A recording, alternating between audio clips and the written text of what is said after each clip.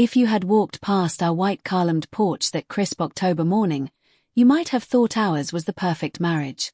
42 years together, a sprawling colonial we built from the ground up, and a life most in Maplewood envied. But what no one knew, not the neighbors waving from their tidy lawns, not the women at church who admired my grace, not even Kelvin himself, was that the man I shared my bed with had already sealed his fate. And soon, he and his young mistress would discover that every tender smile I'd offered was only bait in the trap I'd been quietly setting for months. They thought I was blind. They thought I was stupid. They didn't realize they were reading lines from a script I'd written, one that would destroy them both. Kelvin Carter had always known how to charm a room. At 63, he still carried himself like the high school quarterback he once was. Broad shoulders, salt and pepper hair, and that disarming grin that could make a banker forget a late mortgage payment. Maplewood adored him. The local paper had run features about his real estate firm, praising him as the man who built half the town. People joked that if Kelvin ever ran for mayor, he'd win unopposed. To them, I was the other half of the fairy tale. Amelia Carter, the retired nurse who organized blood drives, hosted charity luncheons, and baked pies for every community fundraiser. We'd been together since we were teenagers, our lives intertwined with the heartbeat of this small Connecticut town. But fairy tales rot from the inside when you're not looking. I first sensed the decay 2 years ago. Kelvin started working late more often, leaving faint traces of perfume on his collar that smelled nothing like mine. Once, I found an unfamiliar earring under the passenger seat of his car. He brushed it off as a client's, but the unease lodged itself in my chest like a splinter. I didn't confront him. Not yet. Instead, I smiled, kissed him on the cheek, and began to watch. Over time, my observations became deliberate. I studied his schedule, noting the nights he returned late and the times his phone vibrated with messages he wouldn't let me see. I checked bank statements, quietly tracking withdrawals that didn't match his usual spending habits. Kelvin thought of me as a sentimental woman who couldn't balance a checkbook without his help. He'd forgotten that for decades I'd been the one managing our household finances, investing my inheritance wisely, and keeping us afloat during his bad business years. The most painful part wasn't even the affair, it was his arrogance. After everything we'd shared, Kelvin believed he could humiliate me in my own home, in my own town, and that I would smile and carry on like nothing had changed. On the surface, I maintained the illusion. At the Sunday service, I linked my arm through his and laughed at his jokes. At book club, I discussed the latest bestseller without betraying a flicker of the storm brewing beneath. Only in the stillness of my study, door locked, curtains drawn, did I allow myself to feel the betrayal burn through me. I began to plan. Slowly, methodically. I reached out to an old colleague who'd become a private investigator after retiring from the force. Discretion was his specialty. Within weeks, I had what I needed. Photographs of Kelvin with a girl half his age, leaving a lakeside in 2 towns over. Her name was Ella. She wasn't a stranger passing through. She was a predator with glossy black curls and a sly, calculating smile. Still, I said nothing. The smarter predator doesn't strike too soon. Instead, I began laying foundations.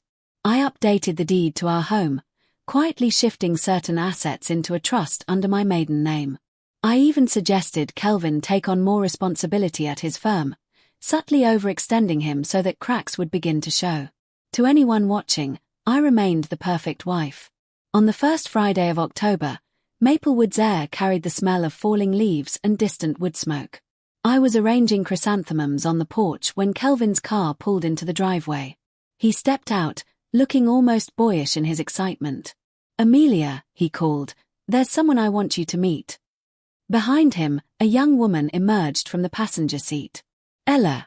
She was even prettier up close, skin like porcelain, a soft smile that probably fooled waiters into free desserts.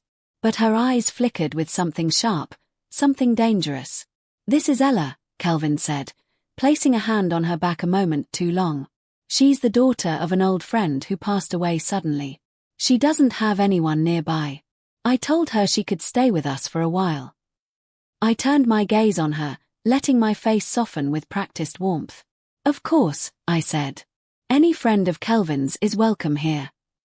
Ella stepped forward, offering her hand. Mrs. Carter, I can't tell you how grateful I am. Oh, call me Amelia, I replied, my voice smooth as silk. Inside, my heart was pounding, not with jealousy, but with something far colder, satisfaction. Kelvin had just walked his mistress into the lion's den, confident the lion was asleep. That night, I set 3 places at the dinner table, made Ella's favorite sweet tea after casually asking her preference, and laughed at Kelvin's anecdotes as though nothing were amiss. But as I cleared the dishes, I caught my reflection in the kitchen window. My expression was calm, almost serene. They thought they were writing their own story. They didn't realize they were stepping into mine. If you're intrigued by how a quiet suburban wife can rewrite the ending to her husband's betrayal, stay with me, because the next chapters reveal just how far I was willing to go.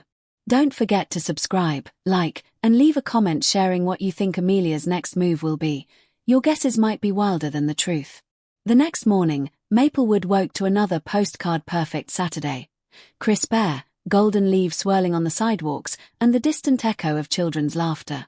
Inside my kitchen, however, the illusion of normalcy had already begun to fray. Ella stood at the counter, her glossy curls tied back in a loose ponytail, wearing one of Kelvin's old college sweatshirts. It was an audacious choice. Too familiar, too soon. She was stirring sugar into her coffee when she looked up and smiled, the picture of gratitude. Amelia, she said lightly. I hope you don't mind. Kelvin said I could borrow this sweatshirt. It's chilly in here. I forced a soft laugh. Of course not, Ella. Make yourself at home. But in my head, the words twisted. Yes, make yourself at home, just long enough to hang yourself with your own arrogance. Kelvin breezed in moments later, humming a tune he hadn't sung in years, kissed my cheek perfunctorily, and grabbed a slice of toast. His eyes flicked to Ella for a second too long, a silent conversation passing between them. They thought they were subtle. They weren't. Over the next week, Ella wove herself into our daily life. She offered to help with dinner, joined me on errands, and asked innocent questions about Kelvin's firm. Her laughter filled the living room in the evenings as she and Kelvin watched television together, and though she was careful, the tension between them was visible to anyone paying attention. What neither of them understood was that I was no longer simply observing, I was cataloguing. I made mental notes of every stolen glance, every unnecessary touch. One evening, when I accidentally entered the den, I caught Ella perched too close to Kelvin on the couch. I also scheduled a meeting with a lawyer, ostensibly to update my will, but in reality to prepare the legal groundwork for what was coming. At home, Ella grew bolder. She began leaving her shoes by the front door, her scarf draped over the back of Kelvin's chair, her perfume lingering in the hallways. It was as if she wanted to stake a claim on my life, my marriage, my home. One afternoon, I walked into the den to find Kelvin and Ella reviewing documents for his firm. Ella wore my grandmother's crystal necklace, a piece I had gifted her earlier to test her greed. She touched it often, as if reminding herself she'd earned it. You look lovely in that, I said, my voice even. Thank you, Ella replied, her smile dazzling. Kelvin watched me carefully, perhaps sensing some unspoken tension. But I merely picked up a book from the shelf and left the room, humming again. That evening, I poured Kelvin a drink, just as I'd done thousands of times before. He accepted it with a distracted smile, unaware that each small kindness now carried a hidden blade.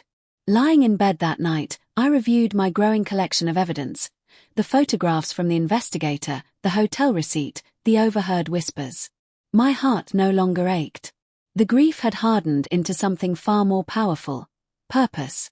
I thought of all the years I had built this life, the late-night shifts as a nurse to pay the bills, the inheritance I had used to fund our home, the sacrifices I had made so Kelvin could chase his dreams. And now, here he was, risking everything for a fleeting thrill. He didn't yet realize that by bringing Ella into our house, he had handed me every tool I needed to destroy him. The next morning, I greeted them both with the same warm smile I'd always worn. Ella complimented the pancakes I'd made. Kelvin kissed my cheek before heading to work.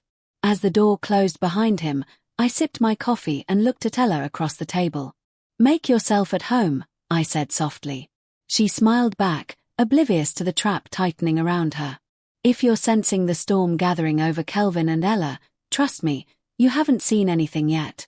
The next moves will shock you. Be sure to subscribe, like, and leave a comment with your predictions.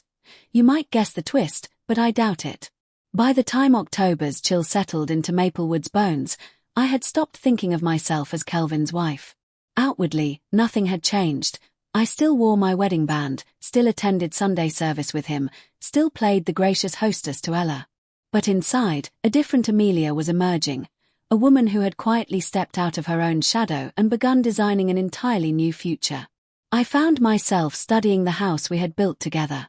The grand staircase I'd chosen, the wainscoting Kelvin claimed was his idea, the sprawling kitchen where I'd hosted decades of holiday dinners, all of it existed because of me. My inheritance, my labor, my sacrifices. Kelvin had always been charming, but charm doesn't pay contractors or negotiate mortgage rates. He had forgotten that. That afternoon, as Ella sat in the sunroom scrolling through her phone, I unlocked the safe in my study and examined the documents inside.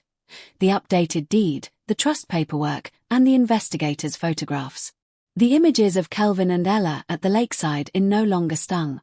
Instead, they steadied me. They were proof of what I already knew, and ammunition for the storm I was preparing. The next evening, over dinner, Kelvin mentioned a potential business deal. It could double our firm's revenue by next spring, he said, his eyes alight. Ella, seated across from him, leaned forward eagerly, pretending casual interest. That's exciting, I said, swirling my wine. Deals like that can be risky, though. Timing and trust matter so much. Kelvin nodded absently, too wrapped up in his own ambition to hear the warning threaded through my words. Later that night, after they thought I'd gone to bed, I overheard them whispering in the kitchen. She doesn't suspect a thing, Ella said, her voice low. Amelia's predictable, Kelvin replied confidently. She's safe. I almost laughed at the irony. Predictable. Safe. Those were the qualities they relied on while building their fantasy on my foundation. But beneath the surface of their illusion, I had already started removing the load-bearing walls. The following morning, I visited a financial advisor in a nearby town, someone discreet, unconnected to Maplewood. Over coffee in a quiet office, I adjusted investments, shifted accounts, and positioned myself to walk away with everything I deserved. As I drove home, the autumn leaves swirled across the road like confetti. They reminded me that even the most beautiful things eventually fall. Back at the house, Ella was lounging on the couch, pretending to watch television. Her phone was in her hand, the screen dimming just as I stepped through the doorway. She sat up quickly, feigning interest in a reality show neither of us actually cared about. Did you have a good day? She asked, her voice light, too careful. Productive, I replied, setting my bag down. Sometimes it's good to take care of things before they become problems. She smiled faintly but didn't press for details. In the evenings, I began slipping out under the pretense of book club or visiting a friend. In truth, I was quietly building a network of people who could support my plan when the time came. Martha Jenkins introduced me to a real estate developer Kelvin despised, a man eager for leverage against him. A few strategic conversations planted the idea that Kelvin's firm might be more vulnerable than it appeared. Meanwhile, I started curating Ella's overconfidence. I complimented her cooking, praised her helpfulness, and even shared a few intimate-sounding anecdotes about Kelvin's weaknesses, fabricated details designed to lure her deeper into my game. One Friday night, as Kelvin took Ella out under the guise of a late client dinner, I remained home and poured myself a glass of wine. I stood by the front window, watching the streetlights flicker, and felt something shift inside me. The ache that had once threatened to break me was gone. What replaced it wasn't anger or despair, it was clarity. They believed they were orchestrating their own story, but every move they made was already accounted for. They were playing a game whose rules they didn't understand, on a board I'd built. The next morning, Kelvin left early for a showing. Ella appeared in the kitchen wearing one of his button-down shirts, the sleeves rolled up to her elbows. Coffee, she offered sweetly. Please, I said, my tone even. As she poured, I caught a glimpse of her reflection in the window, her smug little smile when she thought I wasn't looking. In that moment, I decided something. When the end came, it wouldn't just be swift. It would be art. I smiled at her, accepting the mug. Thank you, Ella. You're such a thoughtful guest. Her grin widened. She had no idea. If you're beginning to sense just how deep Amelia's trap runs, brace yourself. What's coming next will change everything. Don't forget to subscribe, like, and leave a comment sharing your guesses about Amelia's ultimate move. By the time November rolled in, Maplewood was wrapped in amber leaves and early frost. The town prepared for Thanksgiving, its streets lined with wreaths and cheerful shop windows. Beneath that postcard perfection, my plans were gaining momentum. Kelvin thought himself clever, juggling late-night rendezvous and big-ticket real estate deals. Ella believed her youthful charm made her untouchable. But I knew the truth. Their arrogance was the thread I'd pull to unravel everything. The first step was information. Quiet, undeniable information. I arranged to meet Greg Larkin, the private investigator, again, but not in Maplewood. We chose a diner off the interstate, the kind where no one asked questions. Greg slid into the booth opposite me, his leather jacket dusted with snow. You were right about them, he said, pulling a manila envelope from his bag. He's careless. She's greedy. Inside were fresh photos. Kelvin and Ella at another boutique hotel, Kelvin handing her a velvet jewelry box, Ella kissing him in the parking lot. My stomach didn't twist with pain this time. Instead, I felt the cold satisfaction of validation. Thank you, I said quietly. Now I need financial details, his private accounts, hidden assets, anything off the books. Greg nodded. Already in progress. When I returned to Maplewood, the house was quiet. Kelvin was out meeting a client, and Ella was upstairs. I took the opportunity to call Martha Jenkins. Martha, I began, infusing my voice with just enough vulnerability. I'm a little worried about Kelvin. He's been distracted lately. I'd hate for people to misunderstand if they saw him mentoring someone young. Martha, bless her predictable curiosity, gasped softly. Amelia, I'm sure it's nothing, but you know how small towns are. I'll keep an ear out. By nightfall, whispers would circulate through Maplewood's social circles, and Kelvin's golden reputation would begin to tarnish. That evening, I set an elegant dinner table. Roast chicken, glazed carrots, candlelight. Kelvin arrived late, Ella trailing behind him with a flushed, guilty look. You didn't have to go to all this trouble, Kelvin said as he kissed my cheek, his tone just slightly defensive. It's no trouble at all, I replied sweetly. I thought we could enjoy some family time. We ate together, laughter forced and brittle. I watched the way Kelvin glanced at Ella when he thought I wasn't looking, the way Ella's fingers trembled as she passed the gravy boat. They were starting to feel the tension, even if they didn't yet understand why. After dinner, while Kelvin was in his study, Ella lingered in the kitchen. Amelia, she said softly, you're so kind to let me stay here. I don't know what I'd do without you two. I dried a plate slowly. It's important to help those in need, I replied. Then, letting my tone drop slightly, I added, but people should never mistake kindness for weakness. Her eyes flickered, just for a second, before she forced a smile. The next morning, I scheduled lunch with Robert Caldwell, a rival real estate developer Kelvin despised. We met at a bistro 2 towns over, where no one would recognize us. Mrs. Carter, Robert greeted me with surprise. To what do I owe the pleasure? I need some advice, I said, sliding into the booth. Kelvin's firm is making risky moves. If something were to happen, hypothetically speaking, how might that impact the local market? Robert leaned in, intrigued. That depends. If his investors lose confidence, his contracts could collapse. Are you saying? I'm saying nothing, I interrupted smoothly. But opportunities sometimes come from instability. Robert studied me for a moment, then smiled faintly. I see. By the time I left, I'd secured an informal ally, someone with both motive and resources to undermine Kelvin at the right moment. Back home, Ella was baking again, her attempt at domesticity ringing hollow. She glanced up as I entered, her expression bright but strained. Everything okay? She asked. Perfect, I said, setting my bag down. Just tying up some loose ends. That night, Kelvin climbed into bed beside me, smelling faintly of expensive cologne that wasn't mine. He mumbled something about a long day, but his eyes betrayed unease.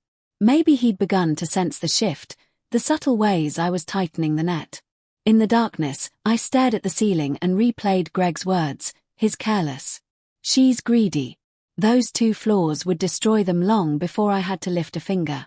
The following weekend, I attended a charity gala without Kelvin, claiming he was busy with work. I mingled with donors, smiling gracefully as I let slip a few carefully chosen remarks about Kelvin's overextended deals. I didn't need to say much. Maplewood's elite would do the rest. By Sunday evening, when Kelvin returned home, there was a tension in his shoulders he couldn't quite hide. He kissed my forehead and avoided my eyes. Ella, too, seemed subdued, as though she sensed a storm gathering on the horizon. In the quiet of my study, I opened Greg's envelope again, tracing a finger over one of the photos. Kelvin and Ella looked so smug in their secret world. But their world was built on my patience, my sacrifices, and my silence, and all three were running out. Soon, my dangerous alliance of whispers, evidence, and well-placed rumors would shatter their illusion. They wouldn't see it coming until it was too late. If you're ready to watch Kelvin's perfect life begin to crumble, stay tuned. This is only the beginning of the fallout. Don't forget to subscribe, like, and leave a comment predicting what Amelia's next devastating move might be. The week after Thanksgiving, Maplewood seemed wrapped in cheerful lights and cozy storefronts, but inside our house, the atmosphere was brittle. Kelvin's charm had started to crack under the pressure he couldn't quite name, and Ella's laughter now sounded a little too high-pitched, a little too forced. I decided it was time to play my role more convincingly than ever. If they believed I was oblivious, a harmless, aging wife, they would let down their guard entirely. One Monday evening, I entered the living room wearing the cream cardigan Kelvin had always said made me look soft. They were sitting too close on the couch, their shoulders brushing as they scrolled through something on Ella's phone. I forced a warm smile. "I was thinking," I said gently, "maybe we could all go to the Carter Foundation holiday gala this year. It's been ages since Kelvin and I attended together. And Ella, you'd look lovely in formal wear." Kelvin blinked, caught off guard. "The gala? You've always hated those events." "People change," I said, settling into an armchair. "Besides, it would be nice to show Maplewood that our family is united." Ella's lips curved into a cautious smile. "That sounds fun." The next day, I visited the boutique downtown and made sure news of my generous holiday donations spread quietly. The Carter name would be on everyone's lips at the gala, and when the right rumors surfaced, the spectacle would sting Kelvin all the more. At home, I intentionally forgot to collect a few receipts on the kitchen counter. Receipts for non-existent purchases, suggesting a harmless absent-mindedness. Ella saw them and smirked, no doubt telling herself I was too scatterbrained to notice their affair. One evening, Kelvin approached me while I arranged holiday decorations. "You're being unusually cheerful," he said, studying my face. "Is it so strange for a wife to be happy before Christmas?" I replied, placing a garland on the mantel. "You've been working so hard. I want us all to enjoy the season." His brow furrowed slightly, but he said nothing. He was starting to sense the gap between what he thought he knew and what was really happening, though he didn't yet understand the danger. That night, alone in my study, I reviewed Greg Larkin's latest report. Kelvin's offshore accounts were nearly drained. Ella had been pressuring him to fund some secret plan of hers. The cracks in their perfect little world were widening. The following Friday, Kelvin invited Ella out for client drinks, but I knew they weren't going anywhere near a boardroom. I let them go without comment, humming softly as I decorated the tree. Each ornament I hung felt like a chess piece placed deliberately on a board I'd been studying for decades. When they returned, Kelvin's tie was loosened, and Ella's cheeks were flushed. I greeted them warmly, offering hot cocoa as if I were none the wiser. Their relief was almost palpable, and it told me everything. They believed I was blind. Saturday morning, I made a point of calling an old friend, Sandra, on speakerphone while Ella was within earshot. I spoke fondly of Kelvin, bragged about how much I trusted him, and chuckled at my silly forgetfulness. Ella's satisfied smirk as she walked past confirmed it. She was convinced I posed no threat. Later, Kelvin found me in the garden pruning the frostbitten roses. "You've been different lately," he said, kneeling beside me. "Gentler. It's nice." I glanced at him, my face the picture of warmth. "Life's too short for bitterness," I said softly. "I've realized the only way forward is to keep loving and trusting the people closest to me." His shoulders loosened at my words, but he didn't see the calculation behind my eyes. He didn't realize every act of kindness was a brick in the trap I was building around him. That night, while Kelvin and Ella were asleep, I slipped quietly into the study and pulled out Greg's latest envelope. Inside was a single photo, Ella alone, visiting another man, one Kelvin didn't know about. My lips curved in a grim smile. Greed wasn't her only flaw. Disloyalty ran even deeper. By Sunday, I had set another piece in motion. I reached out to Robert Caldwell again, offering him just enough information about Kelvin's potential vulnerabilities to pique his interest. "When the time comes," I told him over the phone, "I'll make sure you're in the right place to take advantage." As I hung up, I glanced out the window at the quiet Maplewood Street. Kelvin and Ella thought they were orchestrating their own future, but they were merely dancers moving to music I had chosen. The fool I played wasn't weakness, it was strategy. And soon, their world would tilt so violently they'd have no idea where the flaw had gone. If you're hooked by Amelia's masterful performance, subscribe, like, and leave a comment with your predictions about the next twist in her plan, because the game is just beginning. The first real snow of December blanketed Maplewood overnight, softening the streets and masking the fractures beneath the town's polished exterior. But inside our home, the cracks were no longer invisible. They were spreading. Kelvin came home later than usual on Monday, his cheeks ruddy from the cold and his shoulders tight with worry. He dropped his keys on the counter without his usual smile. Ella hovered in the hallway, her eyes darting nervously between us. "Rough day?" I asked, my tone light, deliberately nonchalant. "Investors are getting jumpy," he muttered, loosening his scarf.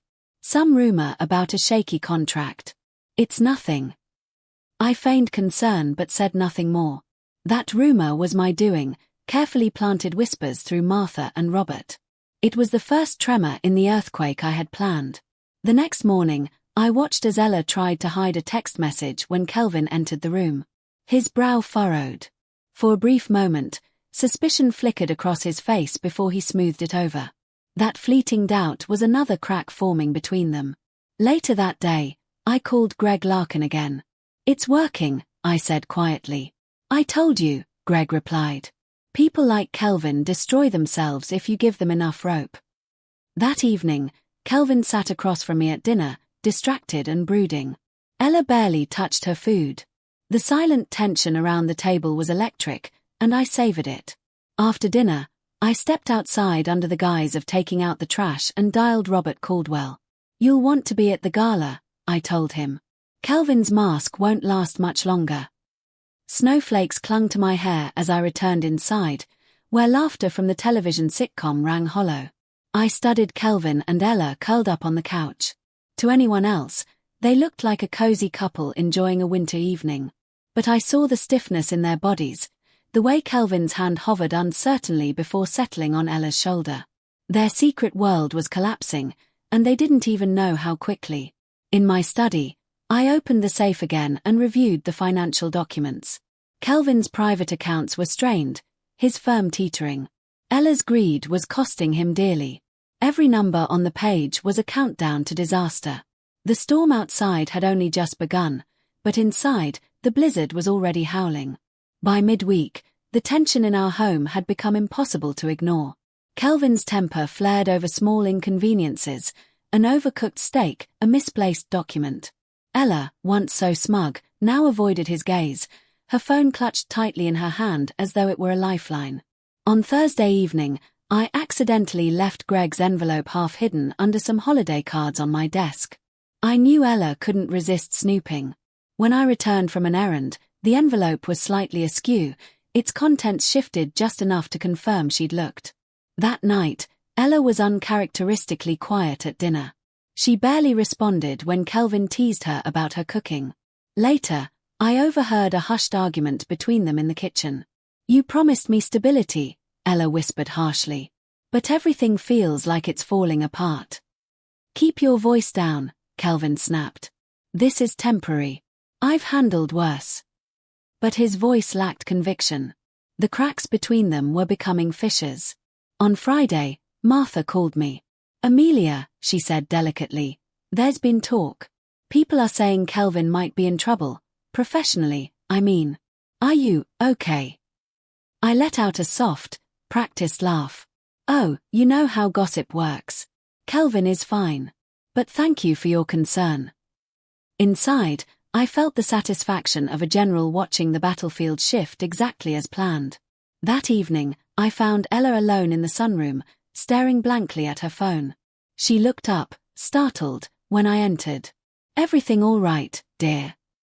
I asked kindly. Just tired, she murmured. I placed a gentle hand on her shoulder. These things have a way of working themselves out. Trust has a way of surviving, or breaking, depending on what's real. Her eyes flickered, and I saw the doubt creeping in. Later, in bed beside Kelvin, I watched him toss and turn. His confident mask was slipping. The shadows under his eyes betrayed sleepless nights. Outside, the snow continued to fall, thick and silent, covering Maplewood in a deceptive blanket of peace. But beneath that white stillness, the fractures were spreading like spiderweb cracks on glass. I closed my eyes and allowed myself a small, private smile.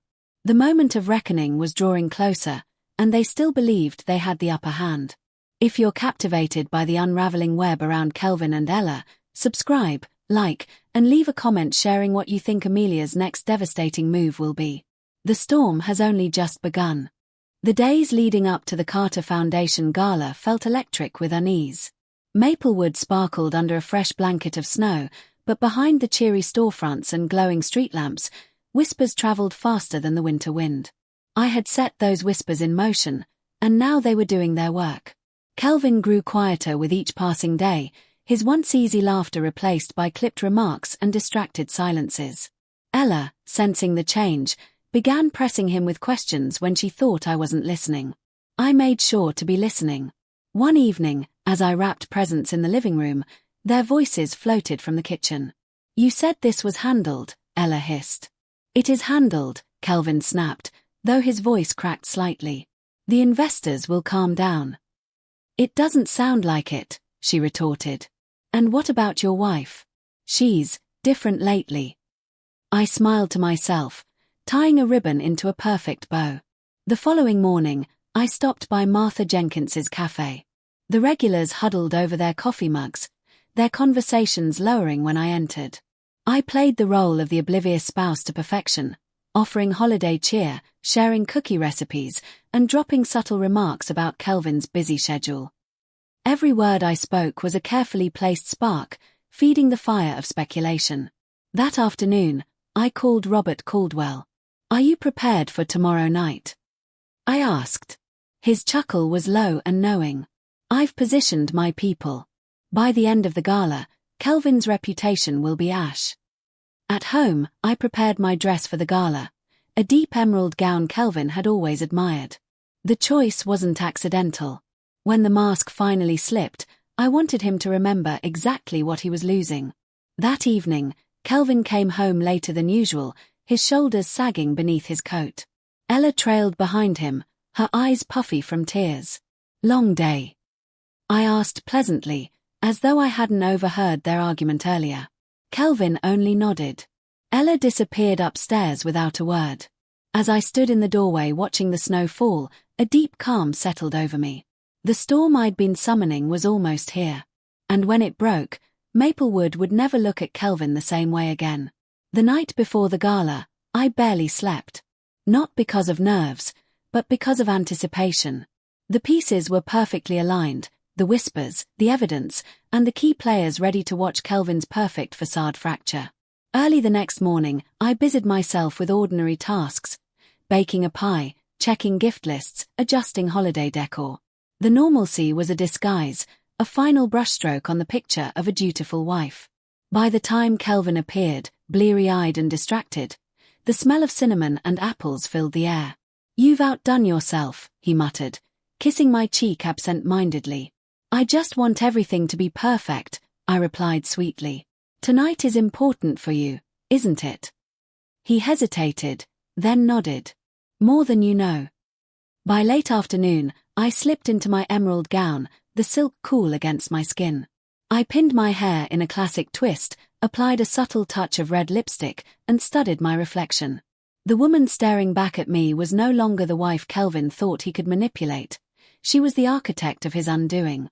When we arrived at the Maplewood Grand Hotel, the ballroom glittered with chandeliers and soft music. Laughter and polite conversation filled the air. Kelvin moved through the crowd with practiced charm, shaking hands, offering smiles that didn't quite reach his eyes. Ella hovered nearby, her dress too bright, her smile too brittle. I greeted friends and acquaintances with warmth, offering compliments and light banter. But every glance, every carefully placed comment, was calculated. Martha whispered to another guest within earshot of Robert Caldwell, who nodded ever so slightly in my direction. The trap was tightening. During the silent auction, I watched Kelvin fumble a conversation with an influential investor. His confidence faltered when the man hinted at unsettling news circulating about his firm. Kelvin forced a laugh, but his hand twitched as he raised his champagne glass. Ella caught my gaze from across the room. Her smile faltered for a heartbeat before she looked away. She was beginning to understand. As the evening wound down, Robert approached Kelvin with a polite but loaded comment about timing and opportunities. Kelvin's jaw tightened. The whispers were no longer whispers, they were daggers aimed at his reputation. I excused myself to the powder room, closing the door behind me. Alone, I allowed myself a small, victorious smile. The gathering storm had finally broken, and the first cracks in Kelvin's world were now visible to everyone. If you're eager to see the fallout from this night, subscribe, like, and leave a comment predicting how Amelia's carefully laid plan will strike next. The game is far from over. The morning after the gala, Maplewood buzzed like a hive.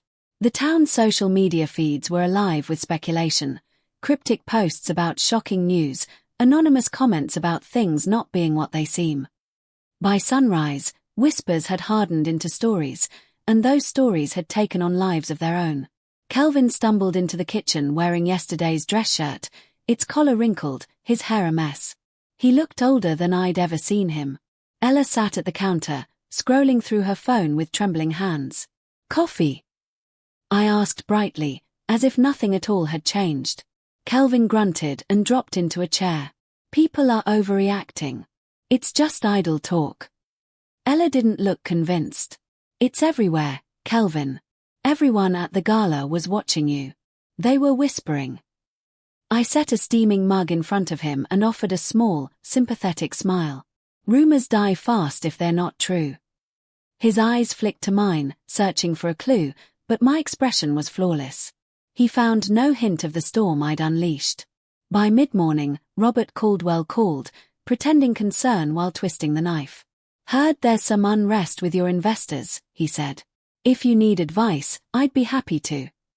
Kelvin cut him off sharply. "Everything's under control." But I could hear the tension in his voice. When he hung up, Kelvin paced the living room. Ella followed, trying to soothe him, but her voice held a quiver. "What if they pull their funding? What if—" "Stop," Kelvin snapped, spinning on her. "You're not helping." I watched from the doorway, my hands folded calmly in front of me. Their alliance was starting to crumble under pressure, just as I had planned. Later, I visited Martha's cafe for tea. Conversations hushed as I entered. Martha greeted me warmly, but her eyes sparkled with barely contained curiosity. I leaned in close, lowering my voice. "Kelvin's been under so much stress lately," I confided, letting just enough tremor into my tone to suggest fragility. "I'm worried about him." Martha patted my hand reassuringly. By afternoon, the town's gossip mill had churned out a dozen variations of the story, all painting Kelvin as unstable and unreliable. That evening, I found Ella alone in the hallway, her face pale. "Are you okay?" I asked gently. She nodded, but her tight grip on her phone betrayed her. The mask was slipping, and she knew it. That night, Kelvin stayed late in his study, the glow of his desk lamp casting long shadows across the floor. I could hear him pacing, the muffled thump of his shoes against the rug punctuated by the occasional slam of a drawer. When I passed by to check on him, he was hunched over his laptop, spreadsheets and emails open, his phone buzzing with relentless notifications. Another long night? I asked, my tone tender but laced with quiet calculation. He didn't look up. This isn't a good time, Amelia. I hovered in the doorway, deliberately letting my voice catch slightly. Kelvin, I hate seeing you like this. It's starting to affect everything. His shoulders tensed, but he said nothing. Instead, he rubbed his temples, a man unraveling under the weight of his own deceit. Down the hall, Ella's soft crying filtered through the air. I approached her door and knocked gently. She opened it, mascara streaking her cheeks. I didn't think it would be like this, she whispered. I offered a small, understanding nod. The truth has a way of surfacing, even when we try to bury it. Her eyes widened, as though she sensed the double meaning in my words, but she didn't challenge me. She simply turned away, clutching her phone like a lifeline. The next day, Kelvin's world shrank even further. 2 major investors called to reassess their positions, citing unsettling rumors. His assistant quit without notice, and a local reporter left a message requesting an interview about allegations of misconduct. Kelvin stormed into the kitchen, his face a storm cloud. Did you say anything to anyone? He demanded. I blinked in surprise, playing my part perfectly.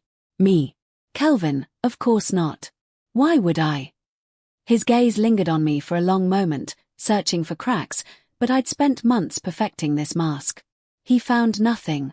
By evening, he was on the phone again, his voice raised as he begged an investor to reconsider. Ella stood by the window, arms wrapped around herself. I watched them both from the dining room, unseen. The cracks in their perfect facade were no longer cracks, they were fissures splitting wide open. I stepped outside into the cold night air, exhaling a breath that frosted in the winter chill. The pieces were falling exactly where I'd placed them. Kelvin was finally beginning to feel what betrayal tastes like. If you're hooked on the unraveling of Kelvin's empire and Ella's fear, subscribe, like, and leave a comment sharing how you think Amelia's next move will upend their world even further. The storm isn't done yet, this is only the beginning of their reckoning. Snow-dusted Maplewood streets the morning Kelvin's empire truly began to crumble. The Carter Foundation's social media pages, once full of glowing praise, now carried a different tone. A leaked email, forwarded by an anonymous source, revealed discrepancies in Kelvin's financial reports. The whisper network I'd nurtured had become a public roar. I sipped my coffee in the sunlit breakfast nook, scrolling through the town's Facebook group. Posts ranged from outrage to gleeful schadenfreude. Kelvin's smiling face, once the hallmark of Maplewood's philanthropy, was now a meme paired with biting captions. Kelvin stormed into the room, tie askew, phone pressed to his ear. No, that's not accurate, he barked. We're correcting the reports today. Stop panicking. He ended the call with a curse, slamming his phone onto the table. Rough morning? I asked mildly. His eyes burned into me. This is serious, Amelia. Caldwell's vultures are circling. And someone's leaking internal documents. I feigned surprise, lowering my phone. Oh, that's terrible. But you're so good at handling crises, aren't you? He ignored the barb, pacing the room like a trapped animal. Ella descended the stairs moments later, her face pale, lips pressed tight. She avoided my gaze, clutching her phone as though it might anchor her to something stable. Kelvin, she said quietly, maybe we should lay low for a while. Until this blows over. Lay low. Kelvin spun on her. This isn't a storm you can wait out, Ella. This is my reputation, our future. Their voices rose, echoing off the walls of the house I'd built. I stepped into the hallway, hidden from sight, and listened as the argument sharpened. You promised me security. Ella snapped, her voice cracking. You said this was all under control. And it was, Kelvin shot back, slamming a hand against the counter. Until someone decided to sabotage me. The irony almost made me laugh aloud. Instead, I slipped upstairs, my heart pounding with a mix of satisfaction and something darker, a pang of sadness for the man Kelvin had once been. In my bedroom, I opened the cedar chest at the foot of the bed and retrieved the small velvet box tucked beneath old photo albums. Inside lay the USB drive holding months of collected evidence, affair photos, financial irregularities, damning emails. Tonight, that drive would no longer be my secret. The unraveling had begun in earnest, and I was ready to pull every last thread. By afternoon, the air in the house was brittle with tension. Kelvin had retreated to his study again, shouting into phone calls that sounded increasingly desperate. Ella hovered in the kitchen, scrolling endlessly, her anxiety palpable. I stayed busy baking cookies, another careful act in my performance as the dutiful wife, while my mind raced ahead to the evening's plan. Around 3 o'clock, my phone buzzed with a message from Robert Caldwell. Tonight's the night. Investors are jumping ship. He won't see it coming. I smiled faintly and deleted the message. At 6, Kelvin emerged from the study, his tie loosened, his face drawn. Amelia, we're having an emergency board call tonight. Don't wait up. Of course, I said sweetly, handing him a plate of cookies. Something to keep your spirits up. He accepted them without meeting my eyes. As the evening deepened, I drove quietly to a nearby co-working space where Martha and Robert waited. The USB drive felt heavy in my coat pocket, though it weighed almost nothing. Are you sure? Martha asked, her voice low. I'm sure, I replied, plugging the drive into Robert's laptop. The files opened, images of Kelvin and Ella at a lakeside cabin, emails in which he disparaged his investors while siphoning funds for personal use. Months of their arrogance, now distilled into undeniable proof. Robert's fingers flew across the keyboard. This will go to every major investor, and by morning, the board will have it too. Martha placed a hand on my shoulder. You're brave. I met her gaze, my expression unreadable. Bravery has nothing to do with it. This is justice. By the time I returned home, Kelvin's raised voice echoed from the study. Through the door, I caught fragments. Can't believe you'd abandon me, years of loyalty, no, listen, then a crash as something hit the floor. I lingered at the top of the stairs, listening to his desperation. The once proud man who had flaunted his betrayal was now a cornered animal. Ella stood in the hallway, her eyes wide and wet. For a fleeting second, I almost pitied her. Almost. Later, I slipped into bed, pretending to be asleep when Kelvin finally crept in. He smelled of stale coffee and fear. As he lay down beside me, silent and broken, I stared at the ceiling, my pulse steady. The unraveling was no longer a whisper in the dark, it was a roar that would echo through every corner of his life. If you're gripped by Kelvin's collapse and Amelia's calculated revenge, subscribe, like, and leave a comment predicting how far she'll go. The storm is only getting louder. The morning after Robert's email blast, Maplewood was a hornet's nest. By dawn, every major investor in Kelvin's firm had received the evidence. By noon, the local paper's website carried a headline that twisted like a knife, "Beloved philanthropist under fire for financial misconduct and affair." I stood at the kitchen sink, rinsing dishes, as my phone pinged endlessly with friends forwarding the article. Outside, the world was white with fresh snow, but inside, Kelvin's carefully constructed world was melting fast. He stormed into the kitchen, face flushed, tie hanging limp around his neck. "You've seen this garbage." He slapped the newspaper onto the counter, the headline glaring up at us. "They're calling for my resignation." I looked at the paper, then back at him, my voice calm. "It's not garbage if there's proof." His eyes narrowed. "You sound awfully certain about that proof."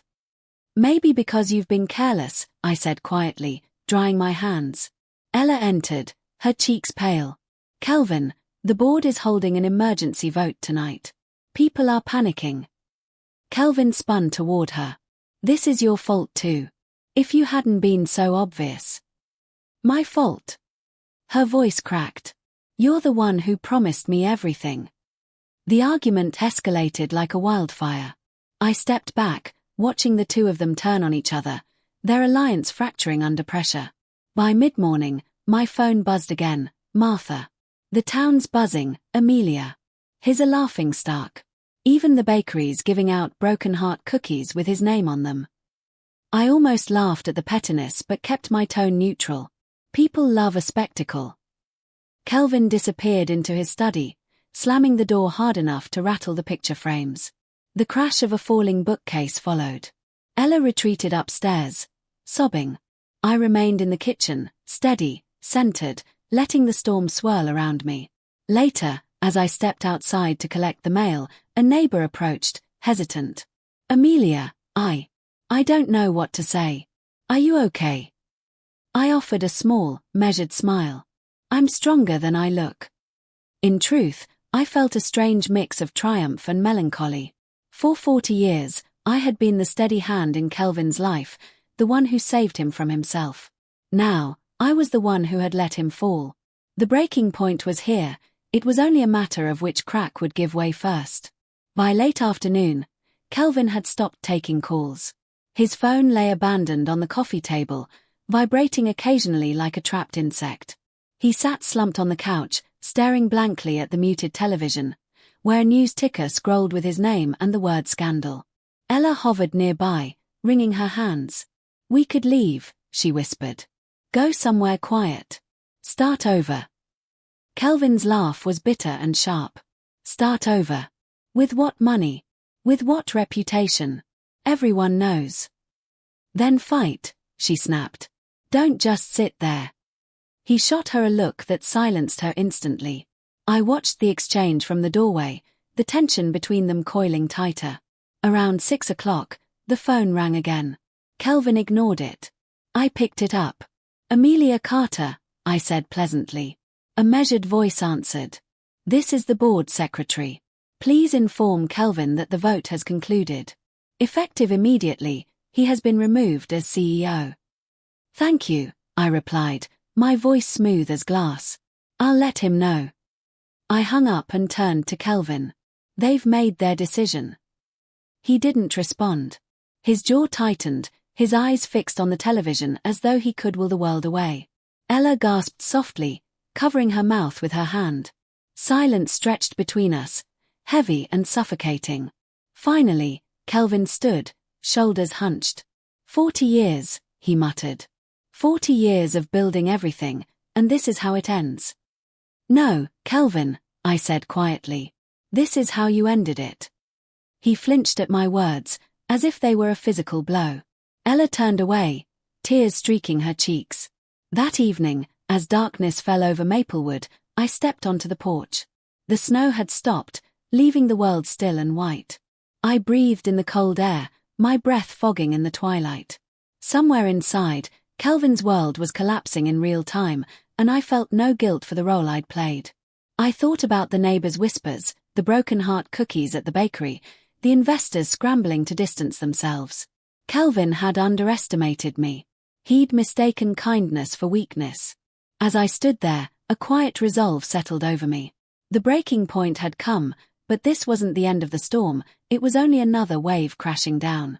If you're stunned by Kelvin's downfall and aching to see how Amelia's next moves tighten the noose, subscribe, like, and leave a comment sharing your thoughts. The reckoning isn't over yet. The next chapter will change everything. By sunrise the next day, Maplewood was humming with fresh gossip. The morning news ran a segment titled, "Carter Empire Crumbles, Betrayal, Fraud, and Scandal."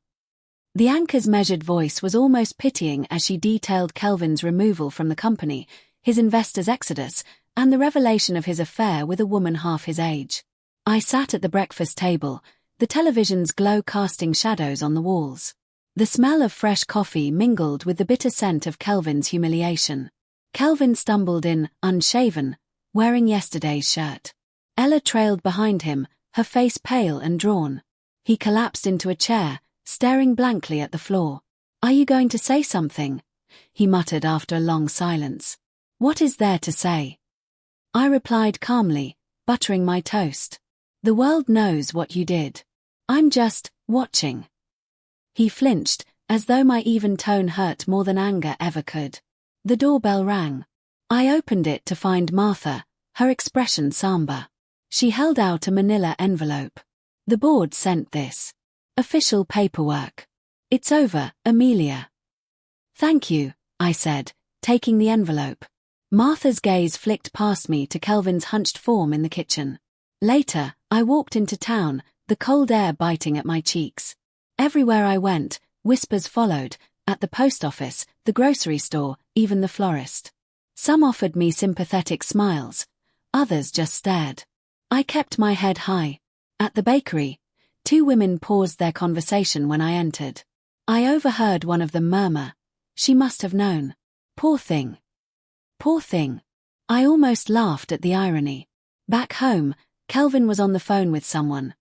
Begging, bargaining, maybe threatening. His voice cracked with desperation. Ella sat silently on the couch, her hands twisted together. She looked smaller somehow, the shine gone from her youthful arrogance.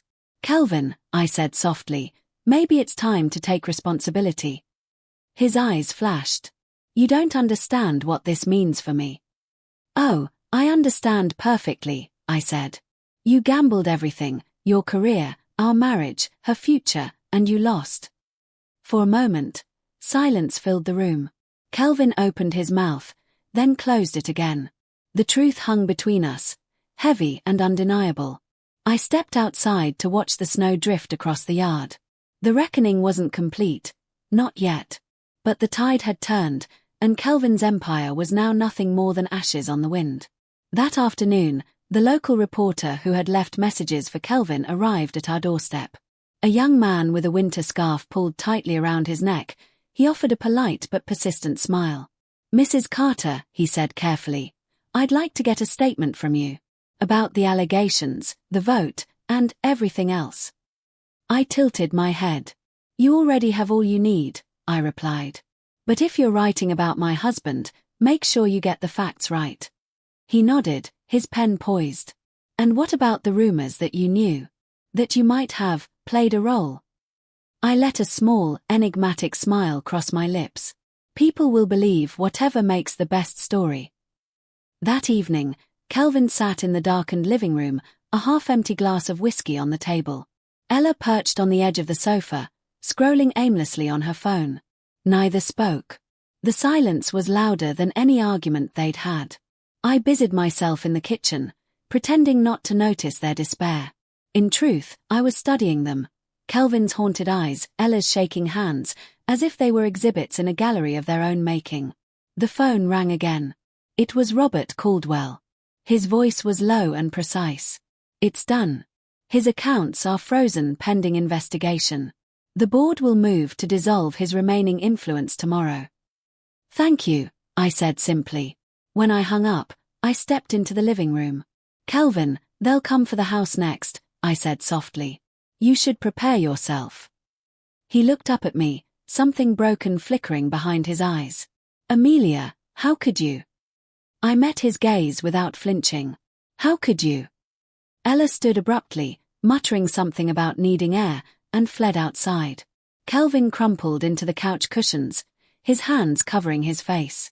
I walked to the window and watched the snow fall under the streetlight, the flakes spinning like fragments of a shattered life. For 40 years, I had been his anchor. Tonight, I was the storm that had finally cut him loose. As I turned off the lights, I whispered to myself, not for him but for me, this is only the beginning. If you're captivated by Kelvin's humiliation and Amelia's growing resolve, subscribe, like, and leave a comment sharing how you think Amelia's revenge will escalate from here. The reckoning isn't over, the final blows are still to come. Morning light streamed weakly through the frost-covered windows, but the Carter house felt darker than ever. Kelvin hadn't moved from the living room couch. His once pristine suit jacket was wrinkled, his tie discarded on the floor. The whiskey glass from last night remained untouched where he'd left it, a silent testament to his defeat. Ella was gone when I woke, her suitcase missing from the guest room. A single note sat on the kitchen counter in her looping script. "I can't do this anymore. Don't look for me." I traced the words with my fingertip, the faintest flicker of satisfaction warming me. She had abandoned him at the first sign of real hardship. The young, bright-eyed distraction he'd risked everything for had vanished into the snow, leaving him exposed and alone. When Kelvin finally stirred, his eyes were bloodshot and hollow. He didn't ask about Ella. He didn't ask about breakfast. He simply muttered, "They're freezing my accounts. I might lose the cabin." "The one you took Ella to?" I asked softly, keeping my voice even. His head snapped up, eyes wide with a flash of guilt before he looked away. "I'm sorry, Amelia," he said finally, his voice cracking. For a moment, the sound of his brokenness almost reached me. Almost. But then I remembered every night he'd spent lying to me, every whisper of condescension when he thought I was too naive to notice. Outside, Maplewood was already digesting the scandal like a beast that couldn't be satisfied. At the grocery store, two women whispered over the produce section, glancing up when they saw me. At the gas station, a stranger offered a sympathetic nod but couldn't hide the curiosity in his eyes. By afternoon, a process server knocked on our door, handing Kelvin a thick envelope. "Mr. Carter, you've been served." The man left without another word, his boots crunching through the snow. Kelvin opened the envelope with trembling hands, legal paperwork regarding potential fraud charges and a civil suit from the investors. His shoulders sagged as he sank back into the couch. I stood in the doorway, watching him. "It's a hard thing," I said quietly, "to watch the life you built slip away."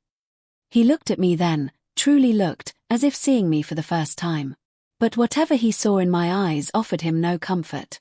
The house was quiet, save for the faint hum of the refrigerator and the occasional creak of settling wood. Kelvin remained on the couch, his eyes distant, a man replaying every wrong turn he'd made. I watched him for a long moment before turning away, my footsteps soft on the hardwood floor. Upstairs, I gathered the box of mementos I'd saved over the years, photos from vacations, love letters yellowed with time, and ticket stubs from the early days when we'd been young and foolishly in love. I carried the box downstairs and set it gently on the coffee table in front of him. He glanced at it, confusion flickering across his features. "What's this?" "Our history," I replied. "Everything we were, and everything you threw away." His hands hovered over the box but didn't touch it. "Amelia," his voice broke, and he swallowed hard. "I never meant for it to go this far." "Intentions don't erase actions," I said evenly. "You gambled with my trust and your own legacy." For the first time, I saw tears in Kelvin's eyes. They welled up, unchecked, slipping down his cheeks. The sight stirred something deep inside me, a faint echo of compassion, but I held fast. Mercy now would only cheapen the cost of his betrayal. As the afternoon light faded into evening, I stepped outside for air. Maplewood streets were hushed under a blanket of snow, the world muted except for the crunch of my boots. Across the street, a neighbor stood on her porch, watching. When our eyes met, she gave a small, solemn nod, the kind people give when they understand a storm has passed but the damage remains. Back inside, Kelvin hadn't moved. The box of memories sat untouched, a quiet indictment of everything he had squandered. I stood in the doorway, silhouetted by the fading light. "This isn't just an ending," I said softly. "It's a farewell, to the man you once were and to the woman who stood by you." He didn't reply. The silence between us said enough. As I climbed the stairs, a sense of closure settled over me, not complete, not yet, but enough to take the next step.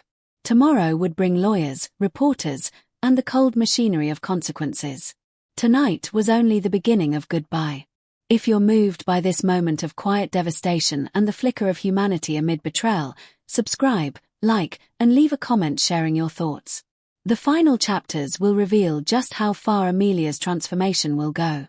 The morning after Kelvin's collapse, the sky over Maplewood was a piercing, cloudless blue.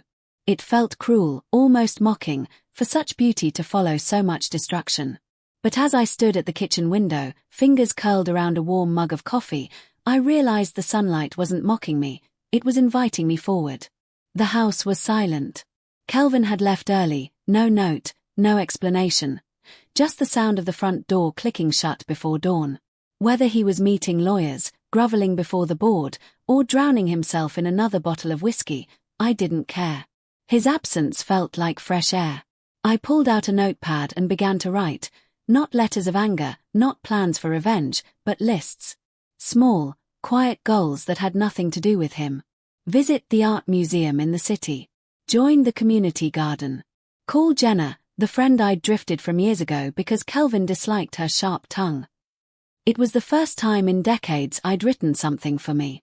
By mid-morning, I stood in front of the bedroom mirror, taking in the woman reflected there. My hair was streaked with silver now, my face lined with years of endurance. But behind my own eyes, I saw a spark, one I hadn't seen since my 20s, when dreams still felt possible. I dressed carefully, choosing a deep green sweater and a pair of boots I hadn't worn in years. When I stepped outside, the winter air bit my cheeks, but instead of retreating, I embraced the sting. I drove into town, parked by the local coffee shop, and stepped inside. The place was buzzing, Maplewood's gossip mill alive and well, but today I didn't feel small under their eyes. I ordered my drink, smiled at the barista, and chose a seat by the window. As I sipped my latte, I opened a fresh journal. On the first page, I wrote a single sentence: "This is the day I stopped being a bystander in my own life." The words felt powerful, more powerful than the quiet destruction I had orchestrated for Kelvin. That was justice, but this was renewal. I lingered in the cafe long after my cup was empty, watching people pass by the window, couples laughing, children dragging sleds, an elderly man tipping his hat to a stranger. Life outside my marriage had been moving all along. I had simply stopped noticing. Jenna arrived just before noon, her coat dusted with snowflakes. She looked the same as always, sharp, vibrant, unwilling to play the quiet role Kelvin had always expected of the women around him. When she slid into the seat across from me, her eyes softened. "You look lighter," she said, studying me. "Different." "I feel free," I admitted. "Scared, but free." She reached across the table and squeezed my hand. "That's the first thing you've said in years that sounds like the real you." We talked for hours, about everything and nothing. Art classes we'd once taken together, the time Kelvin had mocked the painting I'd hung in the hallway, the opportunities I'd quietly given up. Jenna's laughter was like oxygen. When we finally hugged goodbye, I knew I was done letting my world shrink. Driving home, I detoured past the old library. Its stone facade was half buried in snow, but the community bulletin board outside was covered with flyers. Art workshops, volunteer opportunities, a notice about a women's support group. I snapped photos of several and smiled to myself. The future wasn't a void anymore. Back at the house, the box of memories still sat on the coffee table. Kelvin hadn't returned. I knelt beside the box, lifting an old Polaroid of us at Niagara Falls, our faces windblown and laughing. The photo didn't hurt like it once did. It simply marked a chapter that had ended. One by one, I placed the pictures and letters back in the box, then slid it into the hall closet. Not discarded, not forgotten. Just shelved, like a book whose story had been read to its last page. In the quiet, I whispered to myself, I am not defined by what was taken from me. That night, I lit a candle on the dining table, poured a glass of wine, and ate dinner alone, but it didn't feel lonely. It felt intentional. The air in the house felt different, as if the walls themselves were exhaling. Tomorrow, I would begin again. If Amelia's transformation and the stirrings of her new life resonate with you, subscribe, like, and leave a comment about the moment you realized your own strength. The final chapter will show just how far her resolve will carry her. The day broke quietly, the horizon over Maplewood glowing with a pale pink that softened the harsh winter landscape. I stood on the porch, bundled in my wool coat, and watched the sun lift over the tree line. For the first time in months, perhaps years, I wasn't thinking about Kelvin or Ella or the weight of betrayal. I was thinking about what I wanted for breakfast, which book I might read today, and where I might drive just to feel the road beneath my tires. Inside, the house was still. Kelvin's things were gone. Sometime during the night, he had returned, collected a few essentials, and vanished without a word. I found his wedding band on the kitchen counter, its gold surface dull in the morning light. A single folded note rested beside it. I'm sorry. I held the ring between my fingers, its weight far lighter than the burden it once represented. Then I set it down and walked away. By mid-morning, I was downtown, standing outside the Maplewood Community Center. A flyer for the women's support group flapped gently in the breeze. Inside, a small circle of chairs waited, occupied by faces both nervous and kind. When it was my turn to speak, I told my story, Not every sordid detail, but enough to let the room know that healing was possible even after a lifetime of betrayal. When I finished, the woman beside me squeezed my hand. I squeezed back. Afterward, Jenna and I met for lunch at a little bistro near the park. She raised her glass of sparkling water. "To Amelia Carter," she said, grinning, "the woman who reminded Maplewood that quiet strength can be the loudest kind." I laughed, the sound surprising even me. "To second chances," I replied. The next few weeks passed like the slow unfurling of a flower. I signed up for the art class at the community center, my hands trembling slightly as I held a paintbrush for the first time in decades. I joined the community garden, my boots sinking into thawing earth, and met neighbors I'd never taken the time to know. Each day brought small, tangible victories: hanging a new painting in the hallway without fearing criticism, cooking a meal and savoring it alone, sending a holiday card to an estranged cousin without Kelvin's disapproving commentary. One evening, I drove to the old cabin, no longer Kelvin's secret hideaway but a property soon to be sold by the bank. Snow had drifted across the porch, but the key still fit the lock. Inside, I found nothing but bare walls and the faint scent of cedar. I stood in the center of the room, imagining the lies told here, the laughter that hadn't been mine. Then I opened the windows wide, letting in the cold air, as if to cleanse it. I left without looking back. Kelvin's downfall became the talk of Maplewood for months. The investors took their piece, the courts took their pound of flesh, and whatever remained of his reputation crumbled quietly. Ella never returned. Rumor placed her in another state, chasing a new life under another name. But my own name, Amelia Carter, remained. And I was learning to carry it proudly. Spring came early that year. On a warm afternoon, I hosted a small gathering in the backyard, a few neighbors, Jenna, and some new friends from the garden. We sipped lemonade under the budding maples, laughter rising into the clear sky. Someone asked if I missed Kelvin. I thought about it for a moment. "I miss the man I thought he was," I admitted. "But I don't miss the life that kept me small." As the sun began to set, I stepped away for a moment, standing at the edge of the yard where the first shoots of tulips were breaking through the soil. The air smelled of earth and renewal. In that quiet moment, I understood something vital. Revenge had been a fire that burned hot and fast, but healing was the slow, steady warmth that remained. Kelvin's ruin had not been my true victory.